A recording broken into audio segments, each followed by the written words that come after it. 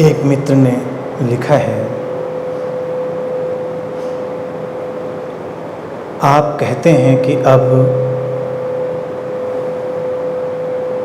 समय आ गया है कि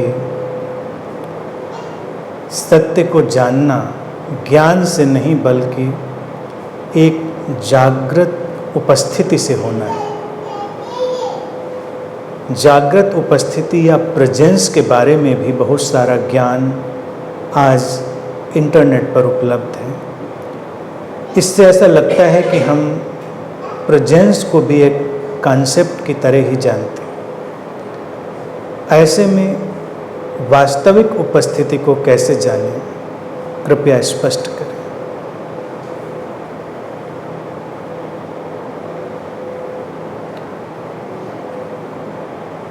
प्रेजेंस इज ऑलवेज ट्रांसफॉर्मेटिव। उपस्थिति हमेशा रूपांतरणकारी होती है। कैसे जानते हैं हम प्रेजेंस को? कैसे जानते हैं हम जीवन को? जीवन सीधा है, उसका अनुभव भी सीधा है, सरल है। अर्थात अगर जीवन है तो उसके लिए हमें किसी फिलॉसफी की ज़रूरत नहीं है, किसी दर्शन की ज़रूरत नहीं है, किसी विचारधारा की, किसी कॉन्सेप्ट की ज़रूरत नहीं है ये बताने के लिए कि ये जीवन है। जीवन है हर कॉन्सेप्ट से परे, हर अवधारणा से परे। इसीलिए जब मैंने कहा कि प्रेजेंस ही ट्रांसफॉर्मेशन लाएगी आज के युग में, तो उसका सीधा सा अर्थ ये है कि अब बंधे बंधाए किसी दर्शन से, किताबों में बंद ज्ञान से, कॉन्सेप्चुअल प्रेजेंस से, अवधारणाओं की कैद से कुछ भी आने वाला नहीं। और हम जिस वक्त में रह रहे हैं वो ज्ञान के विस्फोट का वक्त है। ये इंफॉर्मेशन टेक्नोलॉजी की एज है। मैंने हमेशा कहा है कि हम इस समय 3 आईटी की एज में हैं, age of 3 ITs. Information technology, international terrorism और इनर ट्रांसफॉर्मेशन। 3 आईटी और तीनों का एक साथ होना बड़ा प्रासंगिक है, क्योंकि पहले के वक्त में ज्ञान का जो होना था वो भी बड़ा कठिन था। जैसे कि आपको कोई बात जाननी हो तो आपको लाइब्रेरीज की खाक छाननी पड़ेगी, पुस्तकालय ढूंढने पड़ेंगे, तमाम किताबें जुटानी पड़ेंगी, किसी गुरु के पास जाना पड़ेगा, किसी विद्वान के पास जाना पड़ेगा। और उसके बावजूद भी आप उसमें एक्सेस कर पाएंगे ये पॉसिबल नहीं था, जरूरी नहीं था। आज इंफॉर्मेशन टेक्नोलॉजी का जो बूम है, टेक्नोलॉजी तो बहुत डायमेंशन में है, लेकिन जो सूचनाओं का विस्फोट है, आपके एक क्लिक पर सारा ज्ञान आपके सामने आ जाता है। सारी किताबें एक 1 क्लिक अवे हैं।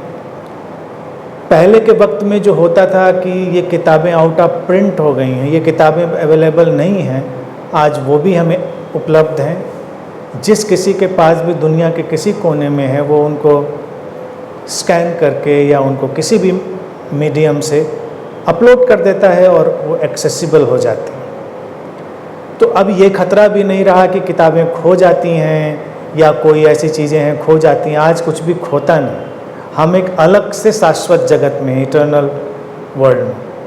लेकिन क्या इतना सूचनाओं का विस्फोट हमको सचमुच में रूपांतरित कर रहा है? पहले के वक्त में तो अगर कोई बोलना भी शुरू करे, मान लीजिए कोई आध्यात्मिक गुरु ही कोई बात बोले और वो कोई नई बात बोले, तो लोग चमत्कृत होते थे, अरे ऐसे तो मैंने नहीं सुना था, ये तो कुछ नई बात थी। आज ऐसा नहीं है। और पहले ये भी होता था कि ये गलत बोला कि सही बोला, इस पर भी आप डिबेट कर सकते थे।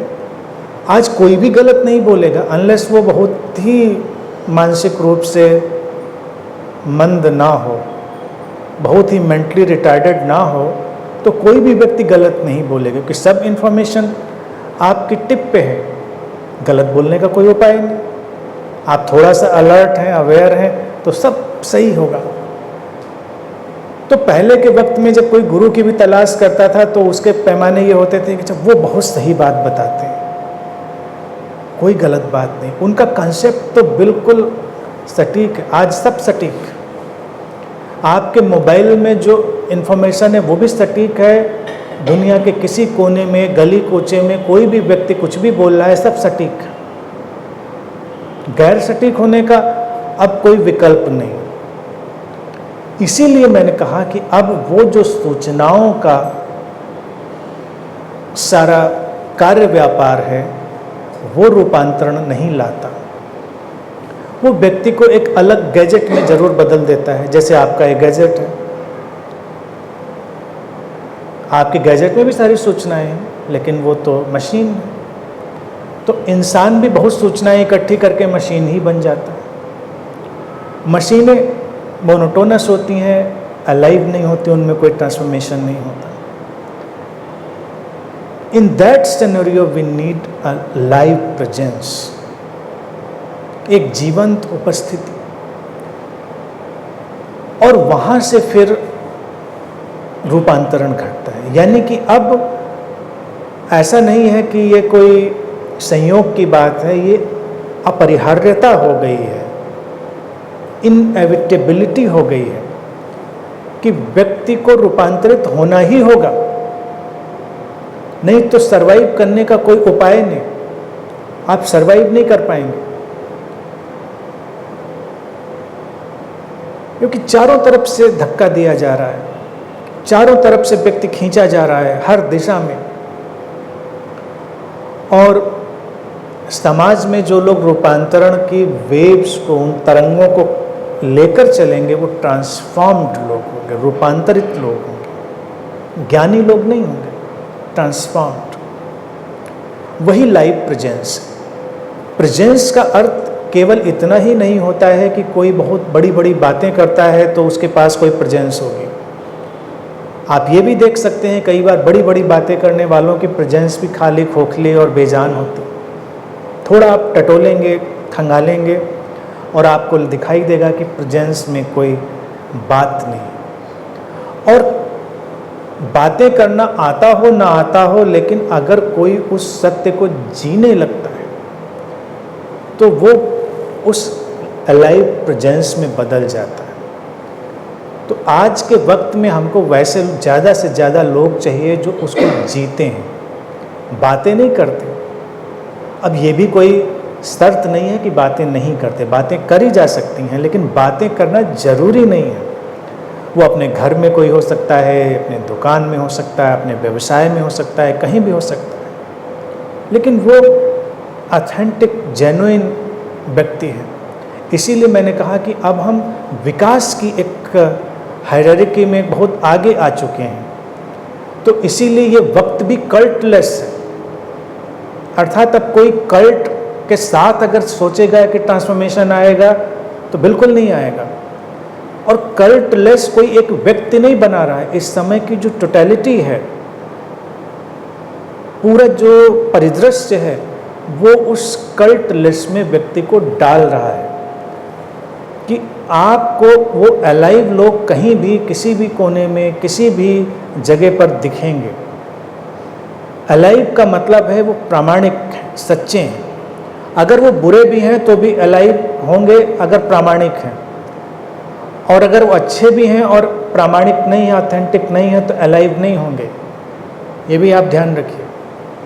इसीलिए कभी कभी कोई जिसको आप बुरा व्यक्ति समझते हैं वो भी बड़ा चार्मिंग हो जाता है, बड़ा अट्रैक्टिव हो जाता है। क्यों हो जाता है? क्योंकि वो अपनी उस दशा में कम से कम सच्चा है, प्रामाणिक है, तो वो आकर्षण का केंद्र बनता है। इसी तरह से जब व्यक्ति इन सूचनाओं को जिएगा तो उसकी प्रेजेंस अलग तरह की हो जाएगी। वो प्रेजेंस लोगों को बदलने लगेगी। आज हमें ऐसे लोगों की ज़रूरत नहीं है कि वो लाखों लोगों की भीड़ जुटाकर प्रवचन दें तो परिवर्तन आएगा, क्योंकि वो प्रवचन तो आपके एक क्लिक पे ही आपको अवेलेबल है। आपको क्या ज़रूरत है? अगर वही हमको चाहिए कि केवल सुनना ही है, तो वो तो एक क्लिक पे ही अवेलेबल है। और हमको देखना पड़ेगा कि क्या वो सचमुच में बदलने की क्षमता रखता है, और अगर वो शब्द, वो आवाज़, वो भी उस प्रामाणिकता से निकली है तो वो भी बदलेगी। वो भी एक अलाइव सेंटर है, यानी कि जो टेक्स्ट है, ऑडियो है, वीडियो है आज की एज में, वो भी एक अलाइव सेंटर है, लेकिन फिर भी वो उतना अलाइव तो है नहीं जितना अलाइव एक इंसान होता है। इसीलिए कभी नहीं भूलना चाहिए कि इंसान का शरीर में होना सबसे अमूल्य घटना है। आपका कोई बहुत प्रिय व्यक्ति हो तो आप उसकी चिट्ठियों के सहारे नहीं जीना चाहेंगे, आप उसकी ऑडियो और वीडियो क्लिप्स के सहारे नहीं जीना चाहेंगे। चाहे कितनी भी अच्छी रिकॉर्डिंग हो, आप पूरी फीचर फिल्म बनवा लें, तब भी आपको लगेगा नहीं। इसके सारे सरंजाम के बावजूद चंद पलों का किसी के साथ मिलना वो कितना अमूल्य है। तो ये बात जो जीवन में लागू थी वही रूपांतरण के जगत में भी लागू होगी। इतनी सीधी सच्ची सरल बात थी, लेकिन संगठित धर्मों ने, गुरुओं ने एक अदृश्य कार्य व्यापार शुरू किया कि आपके अंदर रूपांतरण आता है किसी अदृश्य तरंग से, यानी कि आप नहीं भी मिल रहे हैं तब भी आप उस प्रेजेंस से जुड़ सकते हैं। हाँ, जुड़ सकते हैं, वो तो एक अलग बात है, लेकिन कितने जुड़ पाते हैं आप इसका सर्वे करके देख लीजिए, आप सर्वेक्षण करिए। कभी इक्का दुक्का कोई, और अगर अपवाद हो कोई तो उसको हमें सिस्टम में नहीं गिनना चाहिए। जैसे कोई अपवाद हो तो ये मान लेना चाहिए कि ये मेन स्ट्रीम का फिनोमेना नहीं है, तो इसको छोड़ सकते हैं। तो ये जो अदृश्य का कार्य व्यापार है, इसने लोगों को ट्रांसफॉर्म होने नहीं दिया। आप देखिए, एक कॉन्स्पिरेसी के चलते हुए लोगों को एब्स्ट्रैक्ट में अटका दिया गया। चाहे वो एब्स्ट्रैक्ट भगवान हो जिसको न देखा आपने, न सुना, न जाना, चाहे वो एब्स्ट्रैक्ट व्यक्ति हो। गुरु भी जब तक शरीर में है तब तक ही ज़्यादा काम का है, मैं बार बार कहता हूँ इस बात को। लेकिन गुरुओं का भी मोह होता है, वो अक्सर कुछ न कुछ ऐसा ड्रॉप करके चले जाते हैं कि शरीर के बाद मैं ज़्यादा तुम्हारी मदद करूँगा। तो लोग फिर लगे रहते हैं कि अब शरीर के पार मदद करेंगे, और आती वाती कोई नहीं। उनकी बस कल्पना में रहता है कि नहीं बस आने वाला है, और आता कुछ नहीं। ये सब जो हैं, ये लोगों को बांधे रखने के डिसेप्शन थे, जिन पर सारे धर्म और संप्रदाय खड़े हुए थे। आज का जो सारा माहौल है वो बिल्कुल खरा है, यानी कि जो मार्केट भी है आजकल की हमारी, वो बिल्कुल खरी मार्केट है कि भाई जो चीज़ आपके काम आए वही काम आएगी, जो काम नहीं आए वो काम नहीं आएगी।